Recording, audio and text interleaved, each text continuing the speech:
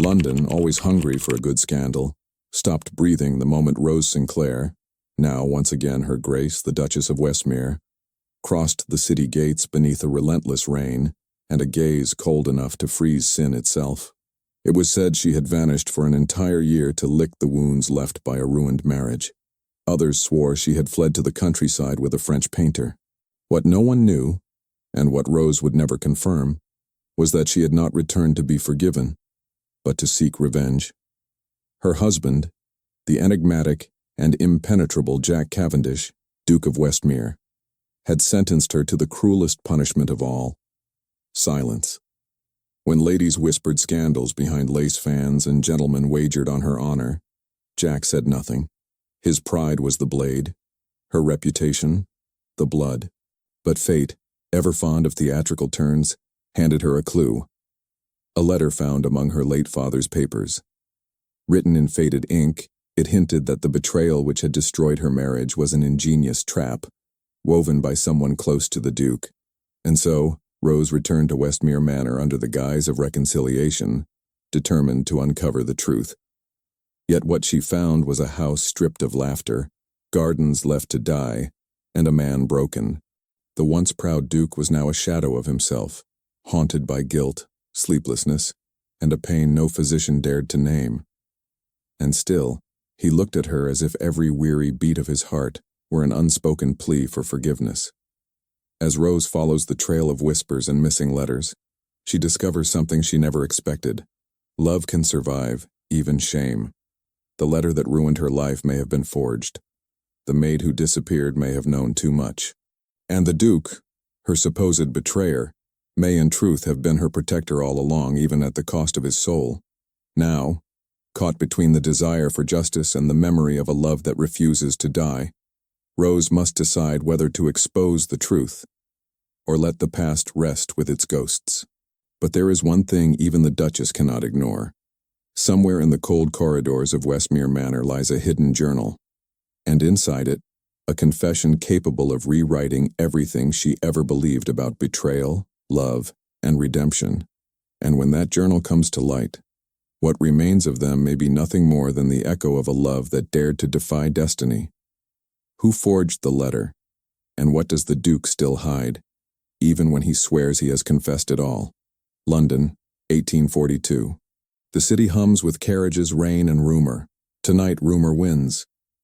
Because a duchess returns to a ballroom that once broke her heart, and a duke discovers that pride is a poor dance partner. Candlelight spills over gilt cornices. The orchestra tunes in soft waves. Perfume and expectation gather under crystal chandeliers. Silk whispers, lace trembles. Every fan is a weapon. Every glance is a wager. This is London. This is a battlefield. And the crowd already chose a side. Rose Sinclair enters in emerald satin, bodice with seed pearls, empire waist, sleeves of fine lace that kiss her skin, a tiara of family diamonds that refuses to bow. She moves with calm precision. Her spine is a line drawn in ink. Her gaze is steady. The Duchess of Westmere came back to the ballroom, and the ballroom forgot how to breathe. Jack Cavendish stands near the dais, tailcoat of midnight, white waistcoat, cravat tied with ruthless care, a ducal signet that looks heavier than gold should look. He watches her approach. His jaw tightens by a fraction. Only a fraction. But fractions destroy empires. The whispers begin. She forgave him. She will beg him. She will fall at his feet. She will cause a scandal. London loves a prediction. London loves to be wrong even more. The master of ceremonies bows. Titles unfurl like banners. Duchess of Westmere, Duke of Westmere. Two names that used to mean home. Two names that now ignite a ballroom. Rose stops before him. She curtsies with perfect grace. Her fan remains closed. Her courage stays open. In this city, that is the greater shock. Rose. Your Grace, I accept your rejection. Her voice is clear. It travels past velvet and envy. It settles under every ribcage present. A gasp runs through the court like spilled wine. Jack's composure cracks. Only a moment. Only enough. His hand flexes against the glass he holds. A heartbeat of thunder in a room designed for waltzes. Here lies the lesson. Silence can be cruel. Dignity can be louder. He inclines his head. He speaks like a man crossing ice. Jack. The decision was mine to carry. The shame is mine as well. The chamber tilts. The court is not prepared for humility. Humility ruins the sport. Lady Clarissa Vale fans herself with delighted malice. Satin the color of sugared strawberries. Jewels as bright as her bad ideas. She is London distilled into a single giggle. She whispers that the Duchess returned for pity. She whispers that the Duke will not dance. Lord Bertram Hawthorne stands at the edge of power. Black tailcoat. Eyes that count favors as if they were coins. He smiles without warmth. The smile says he prefers couples to be parted. Parted couples are easier to move on a board. The orchestra begins the waltz. The floor opens like a question. Rose turns to go. Her decision is done. Her dignity intact. She has accepted a rejection and outlived it. That in London is the true scandal. Jack steps forward. Not fast, not slow. He offers a hand. A ducal hand that thousands would accept. He offers it to the one woman who might refuse. Jack. One dance. Rose studies the hand as if it were evidence. Evidence belongs in a case.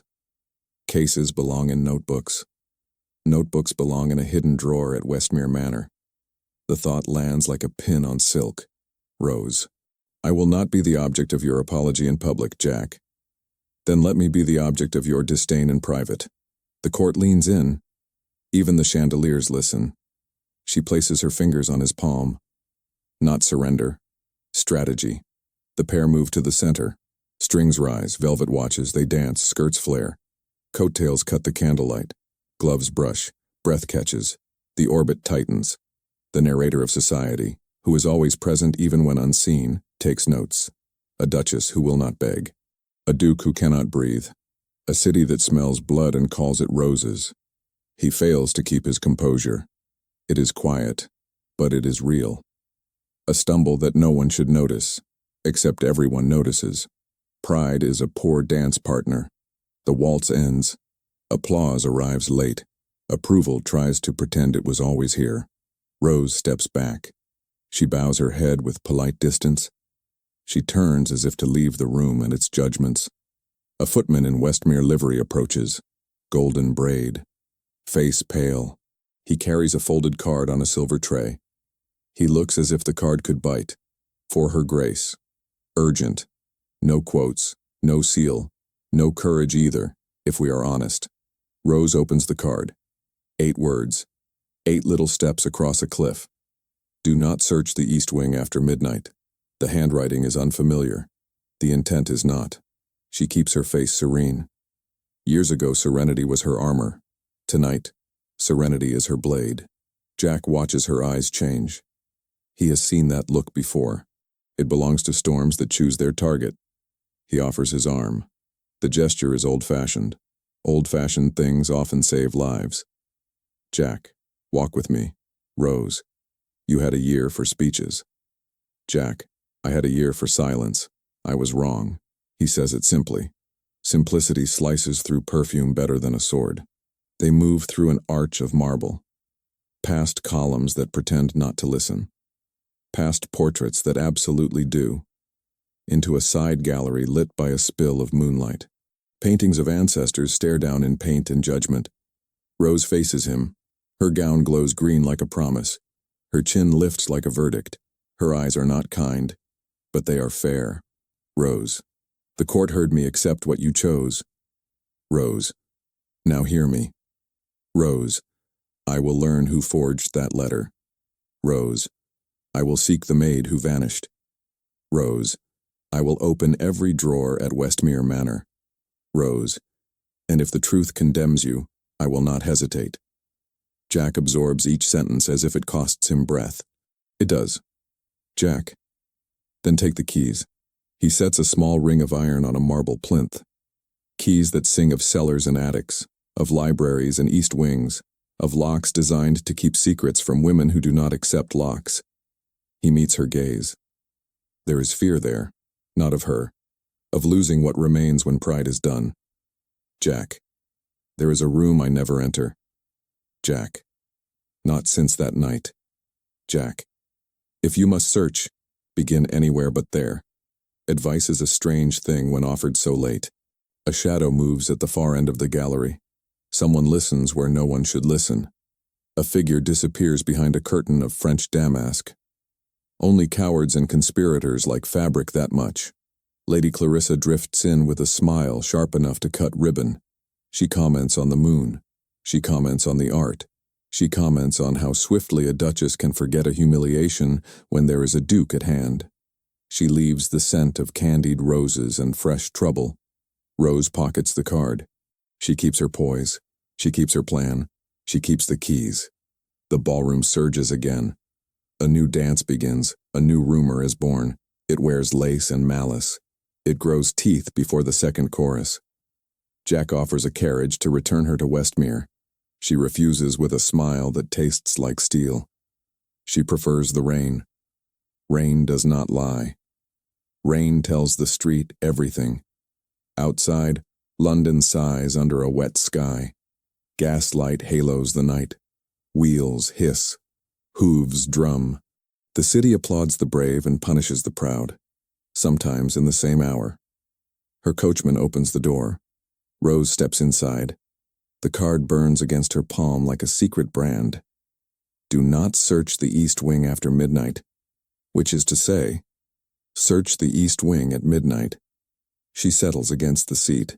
She counts the windows of the manor in her mind. She counts how many souls would want her afraid. The list is not short. At the mansion, the staff line the hall like chess pieces. Faces careful, hands still. Loyalty is a language. Tonight, few speak it. Mrs. Bramble curtsies with brisk affection. Cap tidy, eyes worried. She presses a small object into Rose's hand. A brass button, engraved with a hawk, found behind a bookcase in the East Wing. She whispers that a man was there earlier. A man who moved like a guest and watched like a thief. Rose thanks her with a touch. Kindness is not weakness. Kindness keeps a house from becoming a ruin. Midnight waits with patient teeth. Rose changes into a simple gown, gray muslin, soft slippers. Hair pinned for speed, not glory. A candle in one hand, the keys in the other. She pauses at a portrait of a Westmere duchess who looks exactly like disapproval. She nods to the frame as if to a chaperone. Then she walks. Corridors hush around her. The East Wing draws near. Shadows breathe. Floorboards remember. The house has a memory. The house is ready to share it. A draft kisses the candle. The flame steadies. She counts 10 steps beyond the green damask runner. She finds the hidden door her father once mentioned. Paneling gives beneath her palm. Wood sighs open. Dust and lavender. A narrow room. A writing desk beneath a window that stares at the cold. A journal lies on the desk. Leather worn. Edges gilt. The ribbon marker is black. She touches the cover. Her pulse stammers. She opens to the first page. Not a diary. Not yet. A letter rests inside like a pressed flower. Unfamiliar handwriting. Date smudged. 8 words at the top. Forgive me, Your Grace. I chose the silence. Rose goes still. The house listens. The night holds its breath. A footstep sounds behind her. Not the house. A human step. Measured, close. A familiar voice breaks the quiet. Calm, low, terrified.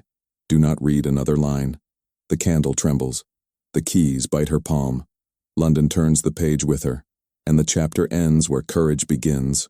Who entered the hidden room at midnight? What truth bleeds from a letter that begins with a plea? Which enemy profits if the Duchess stops reading? The hidden room breathes frost. The candle throws a thin circle. The letter waits like a sleeping snake. A voice stands behind Rose. Calm, low, terrified. Do not read another line. Her body knows the voice first. Her heart confirms it next. Her mind refuses to be last. Jack. He steps inside the circle of light. Hair damp from rain. tailcoat undone, cravat loosened as if pride finally surrendered. He looks like a man who found a cliff and chose to stop. This room is not safe. His words land softly. Soft words carry farther in rooms like this. Rose does not move. Her fingers rest on the edge of the page. The keys bite her palm as if to vote. Not safe for whom? Her voice is quiet. Quiet is sharper than anger. For you. For the truth. For anyone who is not ready to bleed. She lifts the candle a fraction. Wax pools. Shadows climb the walls like guilty thoughts. Then you should have locked it better. He almost smiles. Almost. Men who nearly drown do not laugh at the sea. They respect it. He passes a hand over the desk. Dust parts. A faint track appears. Someone else opened the journal recently. Someone who felt entitled to secrets they did not own. She slides the letter free. The paper is thick. The edges are soft with time. Ink faded to iron gray. Forgive me, Your Grace. I chose the silence. She looks at him. He looks at the floorboards. The floorboards look innocent. They rarely are. Is it your hand? No. The word arrives without theater. It arrives like rain through a cracked roof. Then whose? Ask me anything but that. I will fail at truth if I answer now. She stares at him as if he were a ledger. Debits. Credits. Debt that cannot be tallied in coin. I came to accept the rejection. I did. She breathes in. I did not come to accept your fear. A sound shifts beyond the wall. A soft scrape. Cloth on wood. A breath that does not belong to either of them. Jack turns toward the paneling. His shoulders square. He never enters this room, yet he knows exactly where to look. He presses the far molding. A seam appears. A narrow passage yawns open like a concealed accusation. The house keeps two kinds of corridors. One for portraits, one for sins. Jack steps forward. Rose catches his sleeve. Glove to cloth. A spark. Not lightning. Recognition. No. I will go first. Your silence has cost us enough. He lets her pass. It is not weakness. It is faith he cannot name. The passage smells of lavender and secrets. The walls close like a whisper. She holds the candle low. Soot kisses the ceiling. Footprints show in the dust. Boots with a narrow heel. A man who values speed. A man too confident to fear crumbs. They move in single file. Jack behind. Rose ahead. A duet no orchestra would attempt. A hinge ticks. A draft answers. The passage spills them into a linen closet near the east stair. Shelves crouch with folded sheets. A cloak hangs alone like a guilty witness. Rose finds a thread caught on the latch. Pink silk, expensive. Vulgar. London in one fiber. Clarissa. Her name tastes like sugared oranges and regret. Jack lifts the cloak. Inside the hem a hook glints.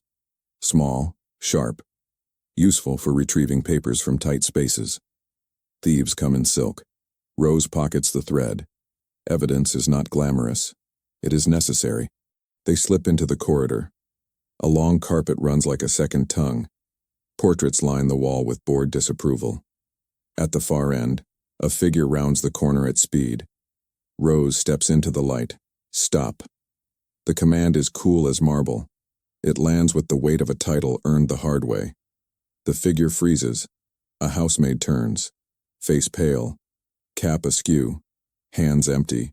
Eyes huge. Your name. Martha. Martha who? Martha Dale. Who hired you? Mrs. Bramble. Who pays you to walk the east wing at midnight? Martha swallows. No one. Everyone. That is often the same thing in London. Jack softens his voice. What were you asked to take? Nothing. Then what were you asked to leave? Martha trembles. A door unlatched. A candle snuffed. Who told you? Martha stares at the carpet pattern as if it could answer for her. A lady with pink silk gloves. Clarissa again.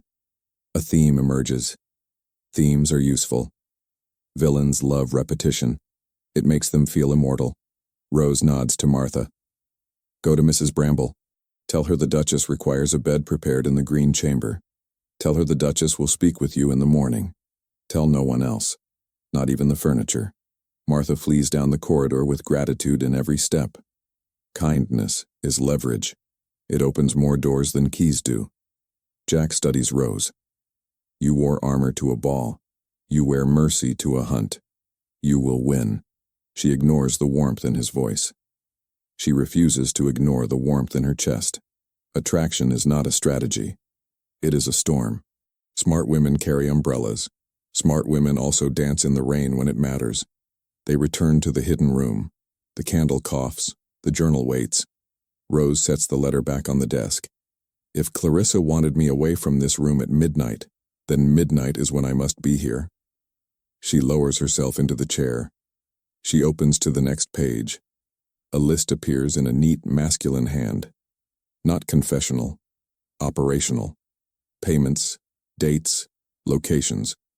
The name of a printer in Holborn. The sum owed for discreet ink. Jack draws closer. His shadow falls across the desk. He recognizes one of the amounts. He flinches. What? I paid that exact sum on that exact date. To whom? To a solicitor. For a matter that should have protected you. It seems it bought something else. She traces the column with a fingertip. A symbol repeats beside 3 entries. A small hawk cut in ink. Her breath catches. She opens her palm. Mrs. Bramble's brass button gleams. The same hawk. The house shrinks to the circle of light. Evidence flocks. A pattern forms. A key turns in a lock down the corridor. The sound echoes like a dare. Someone is not afraid of being heard. That is either stupidity or power. Both are dangerous after midnight. Rose closes the journal and tucks it under her arm. She lifts the candle. She nods to Jack. We are done for tonight. No. He steps to the doorway. We are only beginning. They move back through the passage. The house exhales. At the threshold, Rose pauses. Her hand finds his sleeve again. The contact is brief. It steadies both. In the main hall, a clock strikes 1. A draft curls from the front door. A single white envelope rests on the marble table as if it grew there. No seal. No handwriting. Only a pressed hawk stamped in wax. Crimson. Exact. Rose opens it. A single card. 4 lines. No sentiment. The maid you seek cannot speak. The man you suspect cannot write. The woman you doubt cannot wait. The East Wing is hungry. Jack reads it beside her. The color leaves his face. He recognizes the cadence. He recognizes the cruelty. He does not share the name.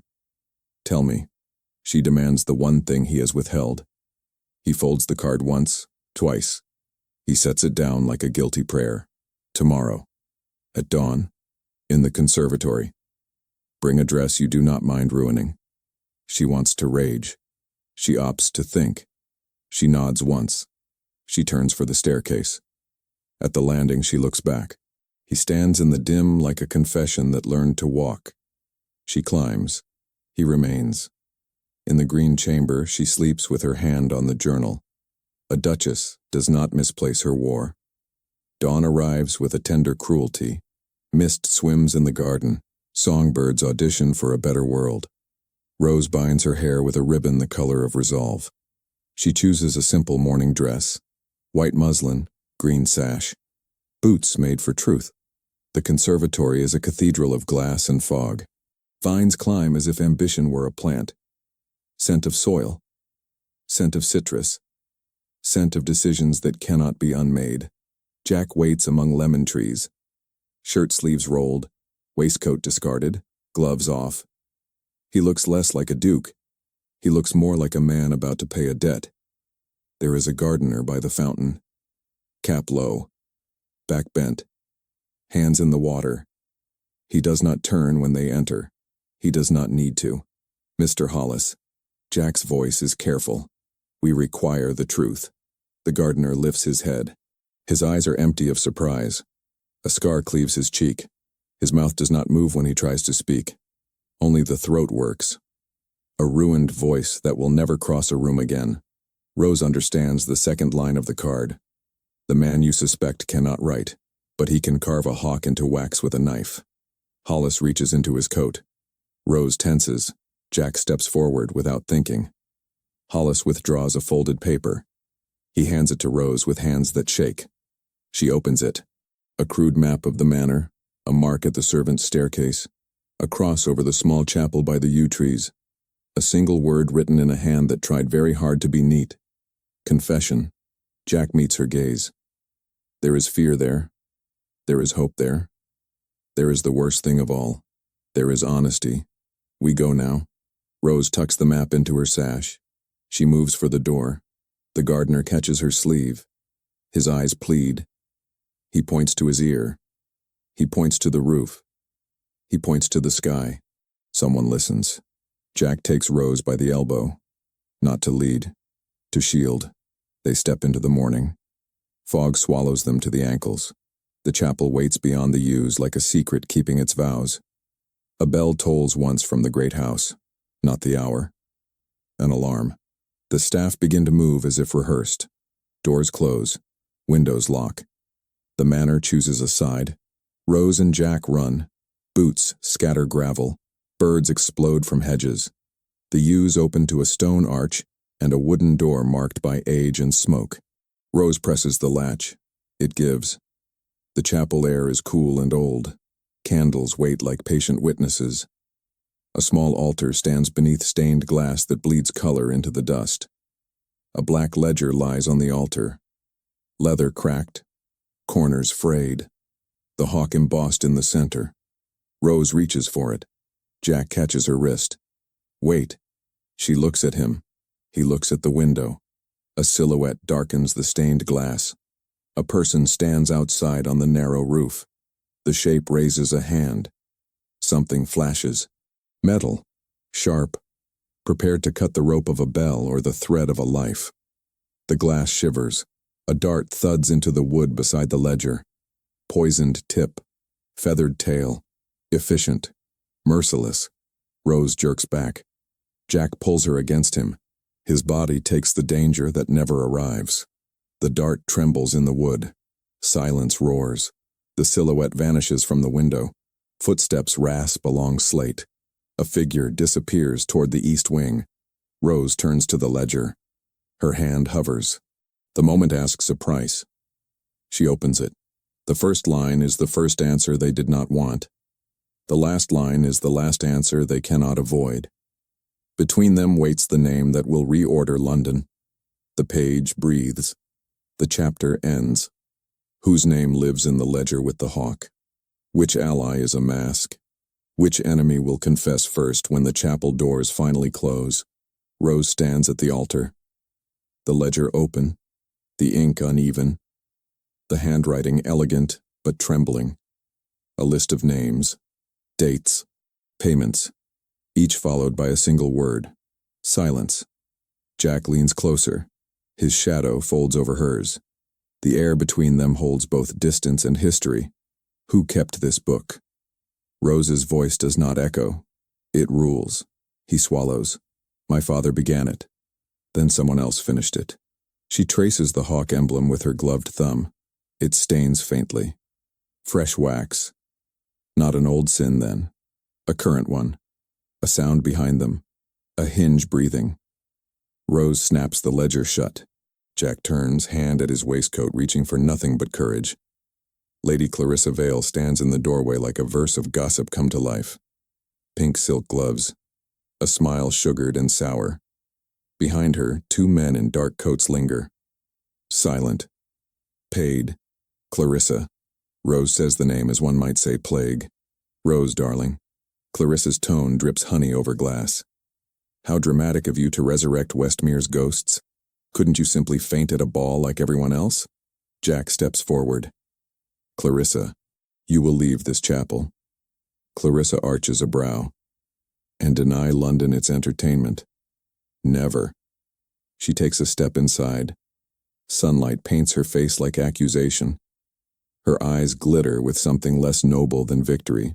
Do you know, Your Grace, what happens to men who love too loudly? They are silenced. Her smile widens. And women who forgive too easily. They vanish. Rose's hand tightens on the ledger. You forged the letter. Clarissa laughs low and brittle. Oh, my dear, I only delivered it. Someone else dictated, someone whose signature you both wear on your hearts. Jack's expression fractures. Enough. Tell us. Clarissa looks toward the garden beyond the stained glass. The Duke of Westmere never liked dirt on his family crest. He preferred to bury it. Her gaze cuts back to Jack. Your father was quite the gardener. The silence that follows is a living thing. Jack blinks once. He looks as if he's been struck by history itself. My father is dead. Clarissa smiles. Yes, but his debts live marvelously well. She signals the men behind her. Take the book. Jack moves faster than reputation allows. He intercepts. One man collides with marble. The other hesitates at the sight of a duke who still remembers dueling. Rose backs toward the altar, clutching the ledger. Her gown brushes candlelight, the smell of wax and courage. Clarissa advances. You think you're the heroine. Every heroine needs a scandal, Rose, and I am very good at writing them. Rose lifts her chin. Then write this one correctly. She raises the ledger high, then slams it against the edge of the altar. The spine cracks. Pages scatter like startled birds, ink and evidence raining in the colored light. Clarissa gasps. You fool. Those pages were worth fortunes. Rose meets her eyes. Truth isn't currency. It's freedom. Jack pulls one of the men back by his collar. A scuffle, a grunt, a chair breaks, a candle falls. Wax spills like blood on stone. Clarissa screams for her guards, but one has fled. Cowards rarely stay for the moral of the story. Jack catches the second and shoves him toward the door. Out. Now. The man obeys, bruised pride dragging behind him. Clarissa stands alone, her poise trembling, the mask of society cracking where vanity meets fear. Rose gathers the fallen pages, some torn, some burned at the edges. She finds one untouched, a note tucked between two lists. It bears only initials, AC and a place, the Opera House. Tonight. She lifts her gaze to Jack. AC. He nods slowly. Arthur Cavendish, my father's cousin, my guardian after his death. Clarissa exhales a broken laugh. You think this ends with me? You think a ledger topples men like him? Oh, Rose, this is a waltz, and you've only heard the first bar. She turns to leave. Jack steps aside. Let her go. For now. Clarissa pauses at the doorway.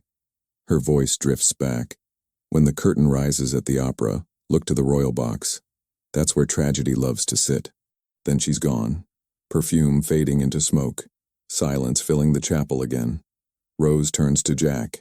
Your family built their fortune on silence, and now it's trying to buy ours. Jack lowers his eyes. You think I didn't know? I only prayed it would die with him. She softens, but only slightly.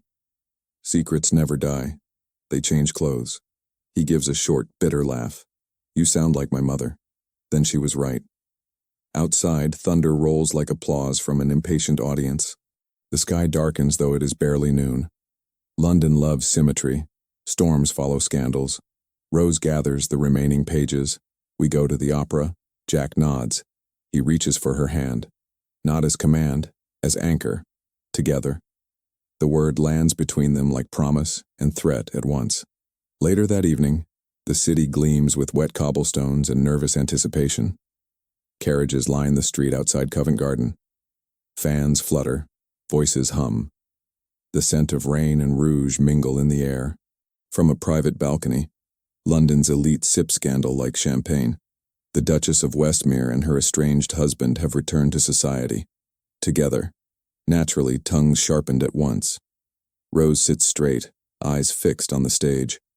Beneath her calm, the ledger pages burn against her corset like live embers. Jack beside her, too composed, too still, the kind of stillness that happens before a duel. Below, the orchestra swells. Violins tremble. The first act begins. A tragic opera, of course. London prefers art that mirrors its sins. From the royal box across the hall, a figure watches them, tall, silver hair, a ring bearing the Cavendish crest. Arthur. Rose catches the glint. Jack follows her gaze. The man raises his glass in a silent toast, the gesture of ownership. Jack's voice is a whisper. He financed the scandal. He forged the letter. He made my silence the weapon. Rose's reply is calm. Then tonight we take the weapon back. The curtains fall on the first act. Applause erupts. Gossip grows. And from behind their seats a folded note appears, slipped by an unseen hand. Meet me in the atrium before the second act. Come alone, or the Duchess will not leave this hall alive. Jack's hand closes around the note. He looks at Rose. She reads his expression as fluently as language. No, you will not face him alone. He shakes his head. I started this. I end it. He stands, adjusts his coat, and disappears into the velvet corridors. Rose watches the door swing shut behind him. Her pulse drums against every promise she ever made to herself. A lady nearby leans toward her companion. Did you see? The Duke left her again. Twice in one lifetime. How very consistent of him. Rose smiles faintly. A Duchess learns early that consistency is the slowest poison. She rises. She follows. The opera continues. The stage sings of betrayal. The audience does not realize they are watching the rehearsal for one. The atrium is empty save for echoes and ambition. Jack stands before Arthur Cavendish, older, sharper, eyes like glass that has seen too much heat. Nephew, Arthur's voice carries the courtesy of a blade. You were meant to accept your place, and you were meant to earn yours without destroying mine. Arthur sighs. Such melodrama. The Duchess has infected you with idealism. He gestures, and from behind a column, two men step out. Again, the same hawk, pinned to their lapels. Jack sets his shoulders. London teaches three things well: posture, patience, and how to fall with grace. You'll have to kill me. Arthur smiles. That would be wasteful. Ruining you publicly will suffice. From the staircase above, silk rustles. Rose's voice carries like the whisper of a guillotine. Then I'll ruin you first. Every head turns upward. The Duchess of Westmere descends, slow and deliberate, each step a declaration. In her hand, the ledger pages. In her gaze, the storm. Arthur's smirk falters. My dear girl, you don't understand what you hold? Rose's reply is soft. You mean who I hold accountable. She reaches the last step. She lifts the papers high. If I read these aloud, London will know who forged my ruin, and who paid for the silence that followed. Arthur steps closer. Would you sacrifice your husband's title, your own safety, for revenge? Rose smiles with dangerous calm. For truth. Jack moves between them. Enough. End this. Arthur draws a pistol. A small, elegant thing, like everything deadly in London. The shot cracks through the atrium. A scream. Smoke. Shattered glass. When the echo fades, the Duchess is still standing. Jack's arm around her. Arthur on the floor. Weapon dropped. Fury turning to disbelief. A single bullet buried in the marble, spared by chance or mercy. Guards rush in. The orchestra falters upstairs. Society gasps, delighted and horrified in equal measure. Rose kneels beside Arthur, her voice low. You could have asked for forgiveness. It costs less than power. He laughs weakly, and yet it buys so much less he collapses, breathing, broken, alive enough for justice. Jack looks at Rose, the ledger still in her hands, the weight between them lighter than before. She exhales. Not victory. Release. Tonight, London witnessed a scandal. Tomorrow it will call it redemption. Outside, the rain begins again. The city washes itself clean for the next sin. And somewhere between the thunder and applause, a narrator's voice would have smiled and said, The Duchess accepted his rejection once, but the Duke learned that love, when stripped of pride, is the only confession worth keeping. At dawn, the ledger will reach the crown. But one page is missing. A page torn out before the shot. A page that bears a name neither of them can yet imagine. Dawn creeps over London like a guilty lover. The city wakes under a hush of drizzle and disbelief. By breakfast, every salon repeats the same story. The Duke and Duchess of Westmere faced gunfire at the opera. Naturally, opinions vary on which one deserved it. Inside Westmere Manor, the fire in the drawing room fights the damp. A tray of untouched tea cools beside the clock. Jack stands by the window, cravat undone, a man balancing remorse and relief. Across from him, Rose reads the morning papers. Every column bleeds scandal in elaborate prose. He sighs. At least they spell your name correctly this time. She looks up. That is the closest thing to comfort you can offer. He shrugs, weary charm failing its test. In London, accuracy is flattery. She folds the paper. A single thought stays behind her eyes. Arthur Cavendish lies in custody. The ledger rests with the Crown. Justice, they said, has been served. But Rose has learned that justice, like tea, is best taken with suspicion. A knock. Mrs. Bramble enters, cap straight, hands steady. Your Graces, a messenger arrived. No seal, only this. She offers a small envelope, edges damp with rain. Rose breaks the fold. One torn scrap of parchment slips out. The handwriting curls elegant and dangerous. A single sentence. You returned 1 page short. The truth is still at large. Jack's expression hardens. He takes the scrap, flips it. On the back, faint initials, MD. He frowns. Martha Dale. The maid. Rose stands. The one who said Clarissa sent her. The one who vanished after the night of the chapel. Jack paces. She must have taken the page. Why? Rose answers, her tone sharpened by intuition. Because she no longer works for Clarissa. She works for whoever paid Clarissa. He looks up. Then the ledger was never their goal? No. The silence was. Rain thickens against the windows. Thunder rolls like gossip through the clouds. Westmere has always collected storms. Rose moves to the mantel, fingers brushing a framed miniature, her father's portrait. He once warned her that power hides behind courtesy. She finally understands what he meant. Mrs. Bramble clears her throat. The messenger waits, Your Grace. He said he carries a reply, send him in. A boy of 15 enters, soaked, boots muddy. He bows, too low to be proper, too bold to be innocent. From the harbor, ma'am. Said to give this directly. He produces a folded map stained with salt water. Rose opens it. A crude sketch of the Thames docks. A warehouse circled in red ink. Beside it, one word. Tonight. Jack takes the map, reads the marks. It's abandoned property. Belonged to my father's company. Rose studies his face. Then your family's sins are nothing if not consistent. He almost smiles, then sobers.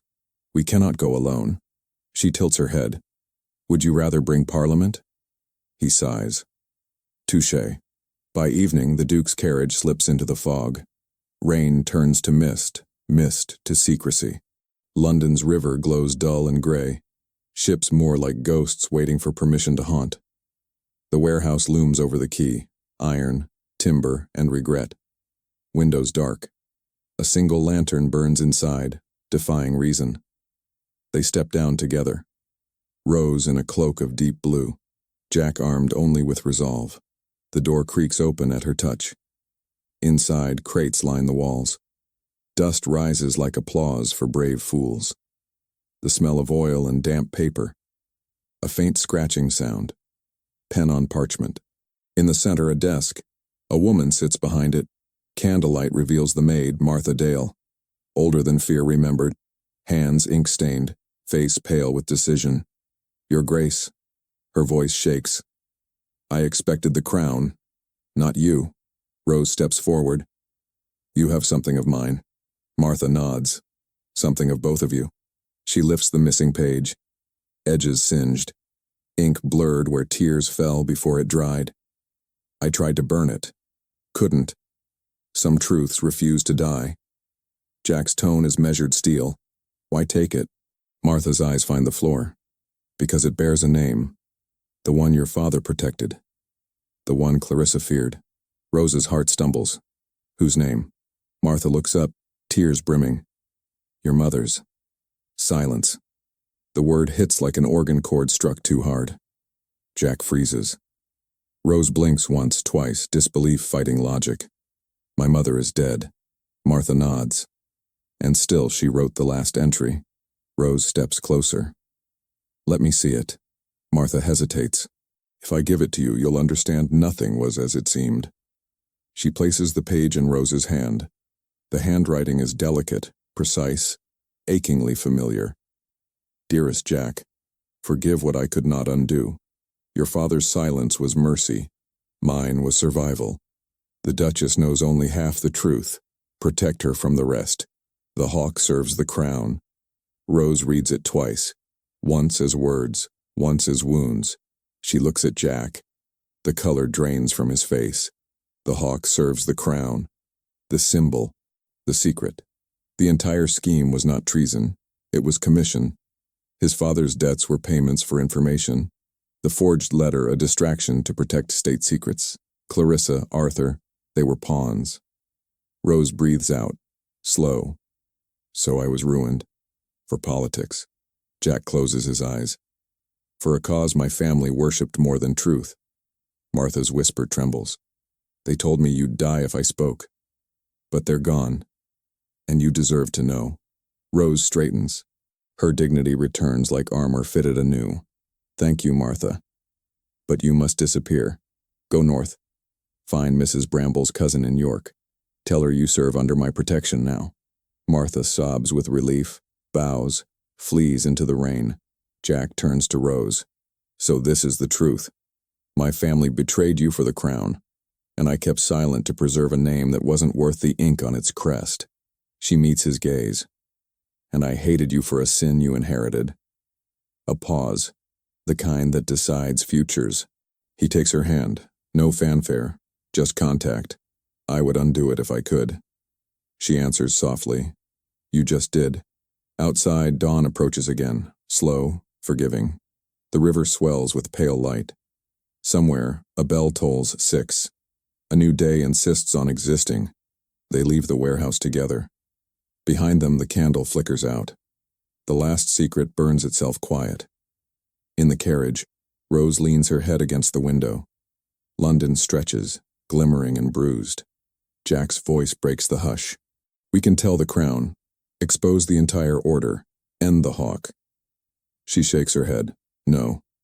Let the ghosts keep their graves. We will build something honest instead. He smiles for the first time in years. Something honest. I almost forgot how that sounded. She turns to him, eyes soft. Then remember, outside the city wakes. Newspapers will spin the story differently. Some will call her reckless. Others, redeemed. But those who understand will whisper a better truth. The Duchess accepted his rejection once. Now they both accepted forgiveness. Back at Westmere Manor, Mrs. Bramble finds an empty envelope on the Duchess's desk. No letter inside, only a fresh hawk seal pressed in gold wax. Under it, 2 words. Not finished. Rain arrived without invitation. London wore its sorrow proudly. Carriages splashed through puddles that reflected the bruised sky, and somewhere between the fog and the whispers, Westmere Manor breathed again, alive, yet restless. Inside, the fire crackled, but warmth felt like a borrowed thing. Rose stood by the grand window, her hand against the glass, watching the drizzle erase the world beyond. Jack sat near the hearth, a letter unopened in his hand. Neither spoke at first. Silence for once was not punishment. It was space. Space for grief, for understanding, for what forgiveness had not yet mended. At last, Rose broke it. They know we have the truth. He nodded, the letter trembling slightly. And the truth, my love, rarely travels alone. He unfolded it. The paper bore the golden seal of the crown. A hawk in mid-flight. A summons. Elegant. Inevitable. Rose crossed the room, her skirts whispering secrets with every step. Do you think they mean to honor us? Jack's jaw tightened. The crown does not honor those who know too much. She exhaled softly, the sound almost a laugh. Then perhaps we shall offer them a lesson in manners. He looked up, and for the first time in years there was mischief in his eyes. Rose Cavendish was dangerous when amused, and Jack, ever the fool. was in love with danger. The carriage wheels turned through the wet streets. London blurred into grey ribbons and gold lamplight. By dawn they reached the palace. No trumpets, no escort, only a servant who looked far too nervous to be merely polite. "This way, your graces." The corridor stretched like a confession, paintings of past monarchs staring down, all pretending innocence. At its end waited Lord Selwyn, the Prime Minister's shadow, his coat perfect, his smile rehearsed, and his voice a melody of menace. "Your Grace, your Grace, how noble of you to come." Jack's tone was iron wrapped in silk. "We were invited, not noble." Selwyn gestured toward a long table. On it lay the ledger, sealed and bound with red ribbon. Beside it, a single missing page. "Restored." Rose's eyes narrowed. "You retrieved it quickly." Selwyn smiled faintly. "The crown has long arms, Duchess, longer than gossip imagines." He slid the page forward. "It bears your signature, Lady Cavendish." She frowned. "That is impossible." Selwyn tilted his head as if admiring the lie. "And yet there it is. Your father's confession, your husband's silence, your mother's warning, a family tragedy written by God and edited by politics." Jack's voice cut through. "What do you want?" Selwyn's expression sharpened. "What I always want. Loyalty." He leaned closer, fingers brushing the ledger. "The hawk must live, your grace. Someone must wear the silence now that Arthur Cavendish is gone." Rose's pulse stilled. "You mean to continue the order?" He smiled. "You mistake necessity for cruelty. The world thrives on secrets. We merely curate them." Jack stood, the chair scraping stone. "No, the Cavendish name will not serve deceit again." Selwyn raised a brow.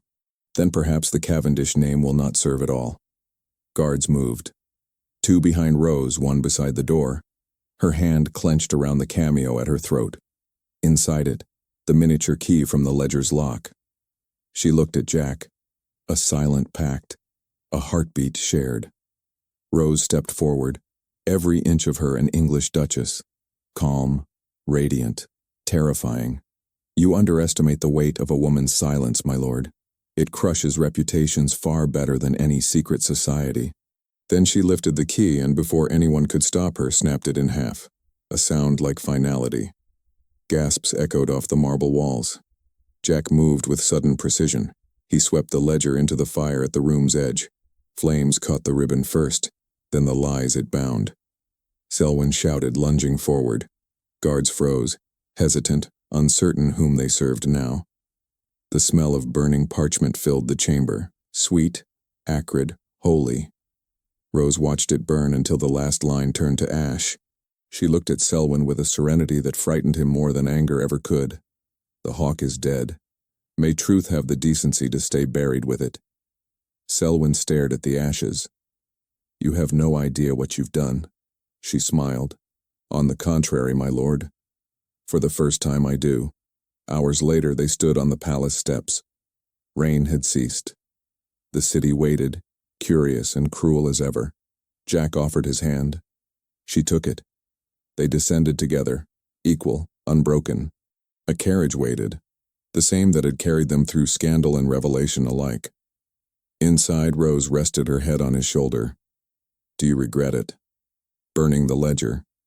He smiled faintly. "Only that we didn't do it sooner." She closed her eyes. "Then let's write something better." He kissed her hand. The gesture simple, the meaning eternal. Outside, the bells of St. Paul's began to ring. London adored a happy ending, provided it had enough ruin to make it believable. And somewhere unseen in an alley off Fleet Street, a figure watched the carriage vanish. A gloved hand lifted a seal. A new hawk, wings spread, forged in silver. A whisper to the rain. The order sleeps, not dies. The hawk's ashes are cold, but silver wings rise again. Someone new now keeps the secrets of London. And the Duchess will soon learn that peace, like revenge, always demands a price. London, 1843. A year has passed since the fire devoured the hawk's ledger. Rain fell softer now. Scandal for once had grown bored. But peace, true peace, rarely lasts longer than a season in this city. At Westmere Manor, morning began with birds and secrets. Rose stood by the open window, her hair unbound, the air crisp with spring. Jack still slept, the sun teasing his face. For a moment he looked young again, a man unburdened by history. She smiled faintly. Then the knock came. Mrs. Bramble entered with the solemnity reserved for grave news or overcooked scones. "Your Grace, a letter has arrived. No crest, no seal, only this." She held out a folded parchment tied with black thread. Rose felt it before she opened it, the weight of a past that refused burial. Inside, a single line. One truth was spared from the fire. "Meet me where London forgets to look." Below the words, a silver hawk pressed in wax.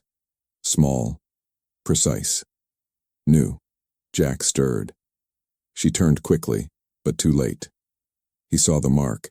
His expression darkened. Not again. She met his gaze. "If the hawk lives, we cannot hide." He sat up, rubbing his temple. "And if it's a trap, then I shall walk into it with grace." By nightfall, fog wrapped the city like silk. Rose's carriage rolled through narrow streets toward the river, Westmere crest hidden, cloak drawn. London at night was a different kingdom, ruled by whispers, not crowns. The destination, the abandoned greenhouse at Kew, once a paradise of orchids and scandalous rendezvous, now a ruin of glass teeth and ivy. She stepped inside. Moonlight fractured through broken panes. The air smelled of damp earth and memory. A voice echoed softly, "You came alone." From the shadows emerged a figure cloaked in gray, face obscured by a velvet mask shaped like a hawk's beak. Rose's heart steadied. Theatrical, predictable, dangerous. "Who are you?" The figure tilted its head. "You burned a library of secrets, Duchess. But fire does not erase. It transforms." Rose moved closer, her voice low. "Then tell me what it became." The hawk laughed. Low, melodic, male. "It became leverage. And leverage, my dear, is power reborn." He drew a silver locket from his coat. Inside it, a miniature portrait. Her mother. Rose froze. "Where did you get that?" The hawk's eyes glinted through the mask. "She gave it to me, before she died." A silence so heavy it bent the air. "You lie." He smiled. "I wish I did." He handed her the locket. Inside, folded behind the portrait, another note in that same delicate handwriting. "If you are reading this, then my silence has failed. The hawk cannot die. It can only be inherited. Forgive me." Rose's pulse quickened. Inherited. Her mother's words spun like smoke in her mind. She looked up sharply. "Why show me this?" "Because, Duchess, you have what every power in London lacks. Conviction. And I have what you fear most. Proof." He produced a small metal cylinder, an ink tube engraved with the Cavendish crest. "This," he said, "contains every name your fire missed. Every deal, every betrayal, every ally who still walks among the innocent. All that remains is to decide what to do with it." Rose crossed her arms. "And what is your price?" He smiled behind the mask. "Simple. Join me. Not as servant, as successor." For a heartbeat, the world tilted. The hawk was offering her the mantle her family once destroyed. Justice dressed as manipulation, power disguised as protection. She exhaled slowly. "Why me?" "Because, Duchess, you understand better than anyone. Truth is too fragile to live alone. It needs guardians, even if the world calls them monsters." She turned the locket in her hands. Her mother's eyes, painted in miniature, stared back, haunting and tender. "What if I refuse? Then someone else will accept, and you will spend the rest of your life wondering how many innocents die in your absence." He placed the cylinder on the cracked marble fountain, stepped back into shadow. "At dawn it will no longer be here. Choose." Then he was gone. Only the echo of wings, real or imagined, remained. Rose stood alone beneath the glass dome, the rain above turning the world silver. Her thoughts burned like embers, too many, too bright. By the time she returned to Westmere, Jack was waiting by the fire. He saw the locket. He didn't ask how. He didn't need to. What did he offer? A choice. Jack frowned. Between what and what? Between peace and purpose. She sat beside him. The flames reflected in her eyes like a vow. We destroyed one hawk, but another always rises. Perhaps the world needs them, but it needs better ones. He looked at her. And you think you can tame that power? No, she said softly. But I can make it answer to conscience. Jack reached for her hand. And if it destroys you, then let it. At least it will be honest destruction. Outside, thunder rolled again. Rain blurred the windows. The silver cylinder still waited under the sleeping moon. Rose closed her eyes. The Duchess of Westmere had been many things.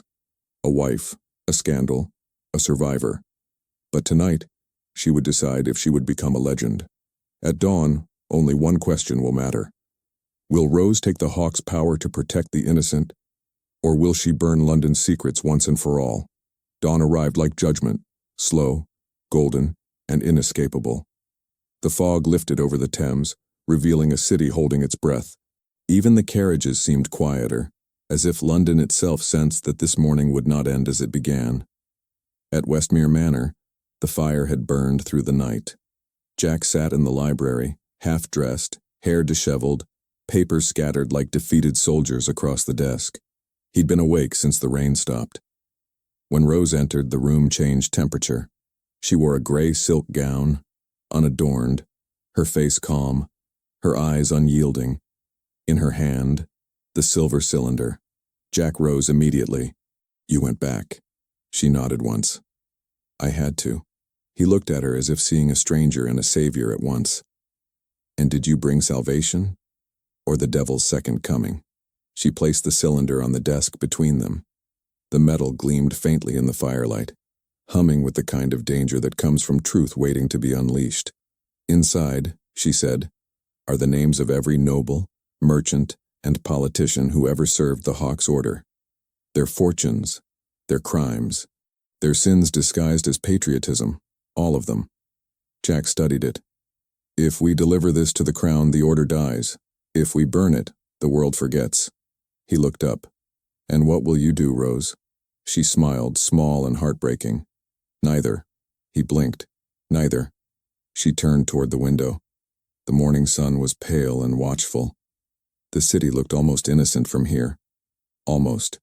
I will not give this to men who already know what they've done, and I will not burn proof that could protect the next girl they destroy.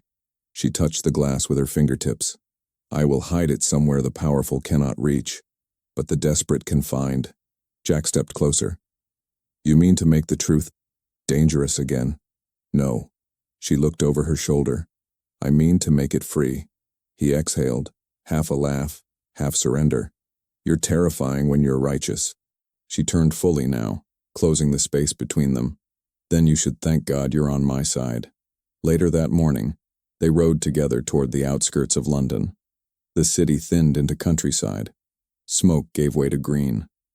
The road curved toward the ruins of Whitfield Abbey, ancient, forgotten, rumored haunted by monks who regretted their vows. Perfect. Rose stepped down first, her boots sinking into the damp earth. Inside the crumbling chapel, vines tangled around the altar. The light fell in shards through holes in the roof, painting the dust gold. She knelt and began to clear away the ivy. Jack watched silently as her fingers brushed stone worn by centuries of prayer and betrayal. Underneath, a hollow sound. An old vault door, centuries old, half buried. Rose smiled faintly. Westmere blood always did have a taste for dramatics. She fit the broken half of the old key from her mother's cameo into the rusted lock. It turned once, reluctant, then clicked. Inside, a chamber of air untouched by time. Dry, cold, waiting. She placed the silver cylinder inside, beside a single candle stub left by someone long dead. Then she whispered, not a prayer, but a promise. Let this truth sleep until courage wakes to claim it. Jack stepped beside her, setting his hand over hers as she closed the vault. When the echo faded, so did the last shadow of the hawk. They left the abbey in silence. The wind carried the scent of lavender and rain. Rose looked back once, no fear, no regret. Only purpose. Jack offered his arm. London will want an explanation, you know. She smiled. Then let's give them one they'll never believe. That evening, the ton gathered again, because even the end of an era deserves champagne. The Duke and Duchess of Westmere had returned to society, and the city hummed with curiosity. Lady Clarissa Vale, rehabilitated by charm and scandal fatigue, fluttered her fan. I do adore a happy ending, she told anyone listening, though I still can't decide who should take credit for this one. Rose entered the ballroom in white silk and emerald earrings that caught every whisper. Jack followed, dark and impossibly calm. The crowd parted like confession before the penitent. The orchestra began a waltz. Jack extended his hand. Rose hesitated, then smiled. For once she accepted without calculation. They danced. The music swelled. The gossips leaned forward, hungry. But this time no one fell. No one fainted. No one whispered betrayal. They simply watched as forgiveness learned to dance again. When the final note faded, Jack leaned close, his breath warm against her ear. You know they'll never stop talking about us. She smiled. Then let's give them something worth talking about. And for the first time in years, the Duchess of Westmere laughed. A real, bright laugh that didn't care who was listening. Outside, the bells of London rang midnight. In the ruins of Whitfield Abbey, the vault slept beneath its veil of ivy. But deep inside the darkness, the silver cylinder shimmered once, as if breathing, and in a distant study, beneath a portrait of the Queen, Lord Selwyn unfolded a fresh sheet of parchment. He dipped his pen in black ink. At the top he wrote 4 words, The Hawk Reborn Initiative. He smiled. After all, truth never dies. It only changes authors. London believes peace has returned. But one secret still lives, and this time it wears a woman's face. Westmere Manor, spring 1844. The roses bloomed early that year, as if nature itself had decided to forgive before anyone else dared. From the outside, everything was perfect. The Duke and Duchess of Westmere had become the picture of reconciliation. Their portraits appeared in the papers again, not as scandal, but as symbol. Love restored, read one headline. Society's golden couple, declared another. And yet within the walls of Westmere Manor, perfection had a heartbeat, and it was much too loud. Rose sat at her writing desk, surrounded by half-written letters and unopened invitations. She was meant to attend Lady Ashbourne's charity gala that evening. Instead, she found herself staring at the flame of a single candle, its smoke curling like thought. The candle had been replaced that morning by one of the maids. And though everything seemed ordinary, the wax, the scent, the soft flicker, when it burned low she saw it, pressed beneath the wick, hidden in the melted wax. A silver hawk. Her breath caught. She extinguished the flame with her fingertips, ignoring the sting. Then she called softly. Mrs. Bramble. The housekeeper entered, flustered but loyal as ever. Yes, Your Grace. Who replaced the candles today? Mrs. Bramble frowned. Martha, I believe. The young maid you took in last year from York. Rose went still. Martha Dale. The same girl who had once stolen the missing page. The same girl she had promised protection. Mrs. Bramble noticed her stillness. Is something amiss, madam? Rose shook her head slowly. No. But cancel our attendance for tonight's gala, as you wish. When the door closed, Rose stared at the silver hawk again. Its wings seemed wider now, sharper, alive. That evening, the rain returned. Always the same rain, faithful as regret. Jack found her by the window, the candle stub wrapped in a handkerchief. She told him what she'd found. He frowned. You think Martha planted it? She nodded. Or someone using her? He exhaled. The Hawk Reborn Initiative. The phrase she had read once in Selwyn's handwriting now felt like prophecy. He turned to her. Do you regret not destroying that cylinder? She didn't answer immediately. Then, quietly, I regret trusting peace to last longer than people's hunger for power. Hours later, when the household slept, Rose moved silently through the corridors. The manor creaked under the weight of memory, past portraits of long-dead Cavendishes, past mirrors that reflected too much. She reached the servants' quarters.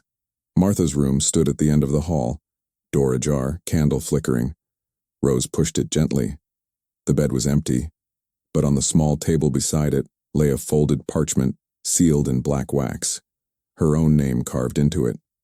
She opened it slowly. "Your Grace." The hawk asked for a new face. "You gave it one.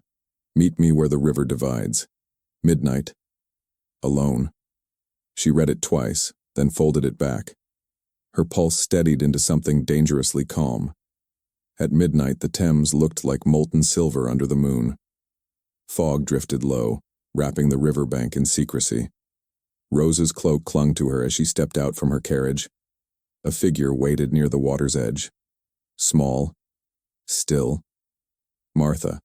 The girl turned when she heard the footsteps. Her face was pale, eyes wide, but not afraid. Not anymore. "You came, of course.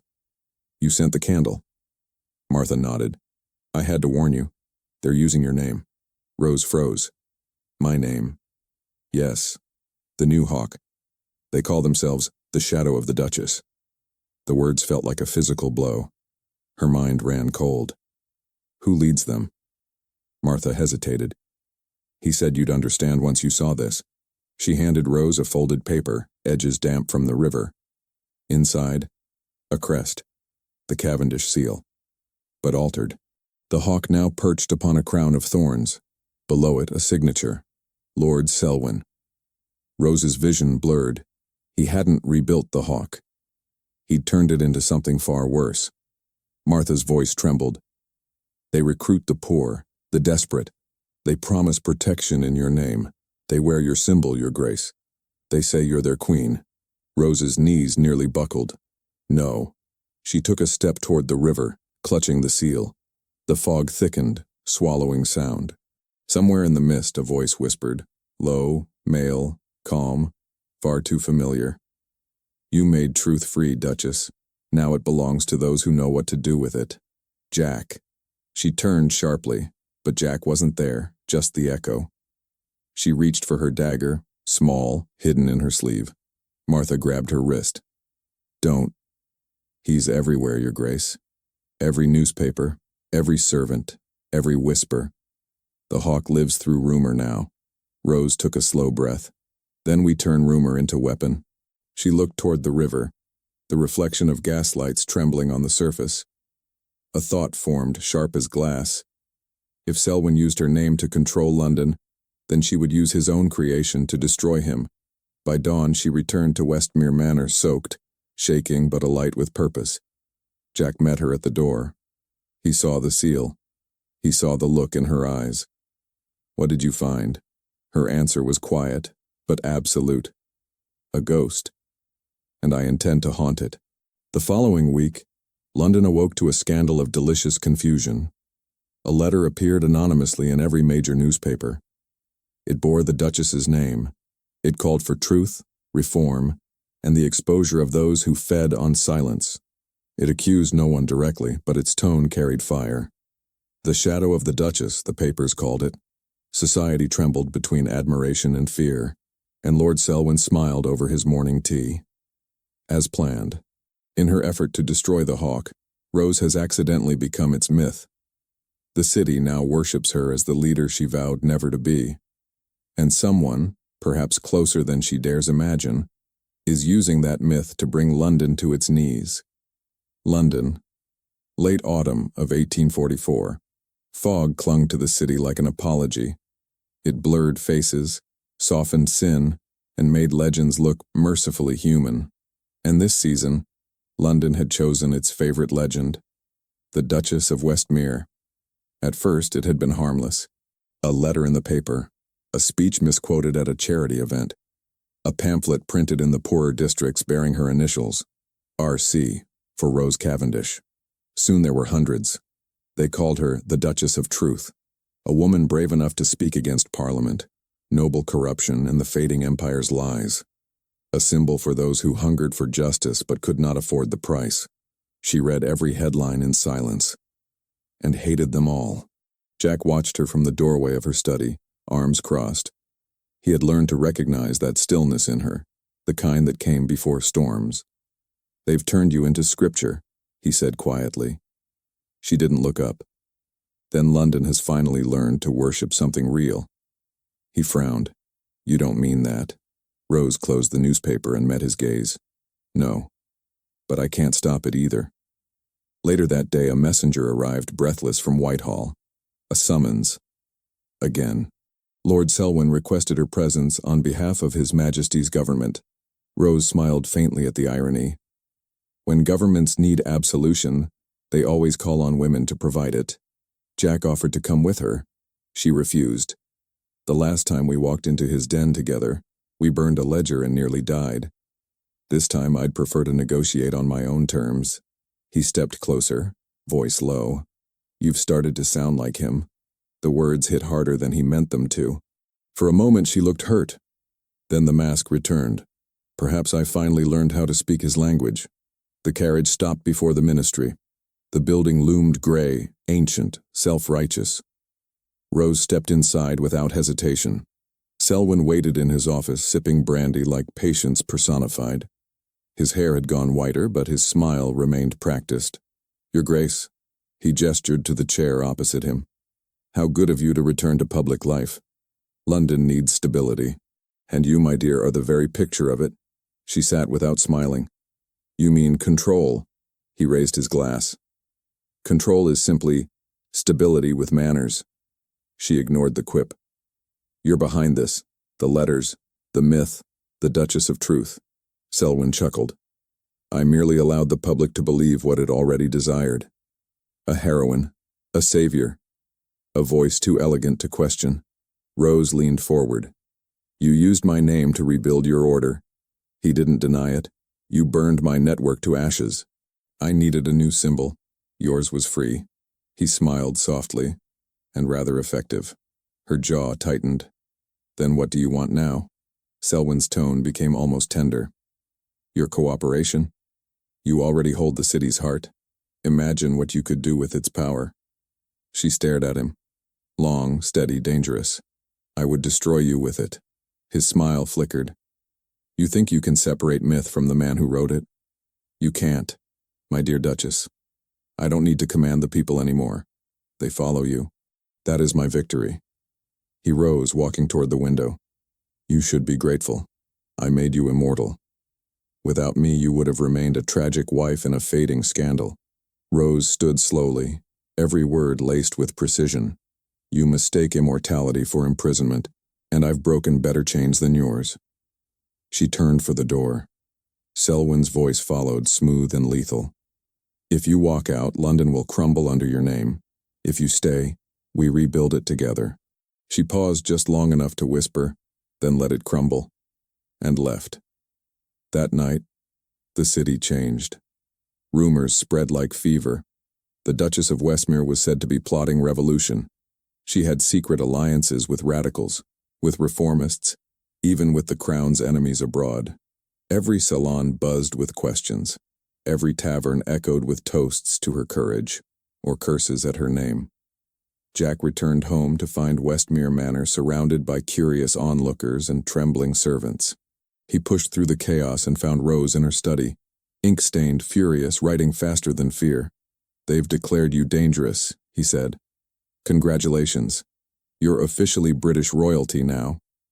She didn't look up. "If they will not tell the truth, I will." Jack read the letter she'd written, an open declaration, signed with her seal, denouncing the corruption Selwyn had hidden behind her myth.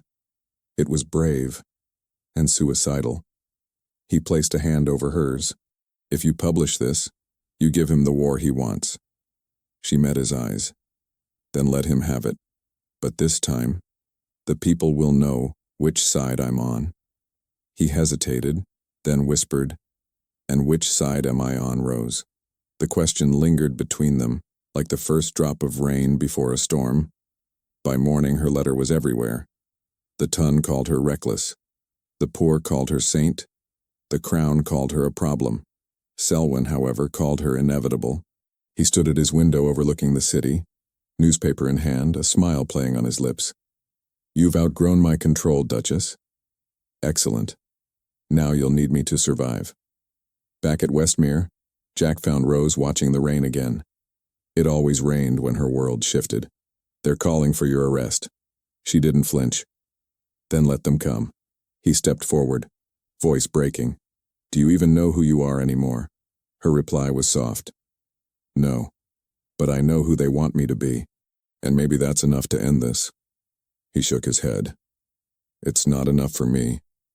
Her eyes filled, not with tears, but resolve. Then don't follow me into this war. You followed me far enough. She turned, leaving him standing in the echo of what love sounds like when it breaks quietly. Outside, the bells of St. Paul's tolled again, as if counting down to something the city didn't yet understand. And on every lamppost, across every square, a new poster appeared overnight. A silhouette of a woman in a crown of thorns. Beneath it, 2 words in gold ink. Rose has become more than she ever intended. A symbol, a revolution, a target. And now, the city she tried to save is preparing to crown her, or crucify her. London, winter of 1844. The sky was the color of iron and the air carried the taste of reckoning. Snow dusted the rooftops, softening the city that was anything but gentle. Below, the streets trembled with rumor. The Duchess of Westmere was to be arrested at dawn. Her supporters called it treason. Her enemies called it justice. But London, always hungry for drama, called it entertainment. Inside Westmere Manor, the fire burned low. Rose stood in the same window where she had once dreamed of peace. Now she watched soldiers take position beyond the gates. Torches flickered like tiny verdicts in the snow. Jack entered quietly, coat unbuttoned, eyes shadowed from sleepless nights. They've surrounded the estate, he said. She nodded, calm. I expected no less. He moved closer. You can still run. We could leave tonight, cross the channel before sunrise. She turned to him, and the faintest smile touched her lips. You once told me I was terrifying when I was righteous. Would you have me be less now? He took her hand, voice cracking with emotion he could no longer hide. I would have you alive. She touched his cheek gently. Then remember me that way. The heavy knock came. 3 times. Official. Unavoidable. Mrs. Bramble appeared at the door, trembling. Your Grace, they demand entry. Rose inhaled deeply, every breath deliberate. Then let them in. The front doors opened. Snow swept inside with the soldiers. Behind them came Lord Selwyn, immaculate, smiling, carrying authority like a crown stolen from decency. Duchess, he said, almost kindly, London is restless. The Crown requests your cooperation. Rose stood tall. The Crown may request what it likes. I serve truth. Selwyn sighed, glancing toward Jack. Convince her. He shook his head. I stopped trying to cage courage a long time ago. Selwyn's smile tightened. So be it. 2 guards stepped forward, but before they could move another inch, Rose raised her voice, clear, commanding, unmistakably regal. Stop. They froze. Even Selwyn blinked. She walked forward, each step echoing against the marble floor. You would arrest me for words, my lord. But words built this empire. Words built you. And now the same truth you taught me to fear will set you alight. Selwyn's calm faltered. Enough speeches. No. You wanted a duchess for your myth. You will have one. She turned toward the soldiers. Tell your king this. The hawk is dead, because lies deserve no monuments. And if London must crown another shadow to feel safe, let it crown one that bleeds for its people. She removed her signet ring, the Cavendish crest, the symbol of everything that once imprisoned her, and dropped it into the snow at Selwyn's feet. A gasp rippled through the room. Jack stepped forward, his voice steady now. You cannot cage the conscience of a nation, Selwyn, and you will not take my wife to do it. Selwyn's eyes flashed. You misunderstand. This is not a cage. This is consequence. He signaled his men. But before they moved, Rose reached inside her cloak and withdrew a small folded paper. The wax seal, red, royal, unmistakable. She handed it to the nearest guard. Deliver this to the Prime Minister. It bears my testimony, signed and witnessed by half the peers of Parliament. It details your every deception, every forged order, every bribe. Selwyn went pale. Impossible. Rose smiled faintly. Nothing is impossible to a woman underestimated. The guards hesitated, unsure now whom they served. Selwyn's composure cracked for the first time. You will destroy yourself. Perhaps, she said softly. But not my soul. Hours later, Westmere's gates stood open. Selwyn was taken under escort to Whitehall. London woke to headlines declaring, "The Duchess vindicated and scandal at the ministry." Crowds gathered outside the manor cheering the woman who had defied the empire with grace and fire. Rose watched from the balcony as the snow began to fall again, slow and merciful. Jack joined her, wrapping her in his coat. "It's over," he whispered. She shook her head gently. "No. It's changed. Truth never ends. It simply moves into quieter rooms." He looked at her, a smile tugging at his lips. "Then perhaps it deserves a quiet room with us." She rested her head against him. For the first time in years, the world felt still. No lies, no masks. Only the sound of their hearts keeping time with the snow. Weeks later in Westminster Abbey, the Crown publicly commended her, a duchess who had stood against corruption and refused the comfort of silence. She accepted with humility, her speech brief and brilliant. Power without conscience is merely a crown for cowards. The assembly rose in thunderous applause. Even those who once whispered her downfall now spoke her name with reverence. Years passed. The hawk was never seen again. Or perhaps it learned, finally, to fly honestly. In the end, the story of Rose and Jack Cavendish became legend, told in parlors, printed in penny novels, whispered to daughters who dreamed of courage. Some said she died peacefully at Westmere, surrounded by family. Others swore they saw her carriage years later, disappearing into the fog, bound for the coast. Free at last, no one ever found the silver cylinder she hid beneath Whitfield Abbey.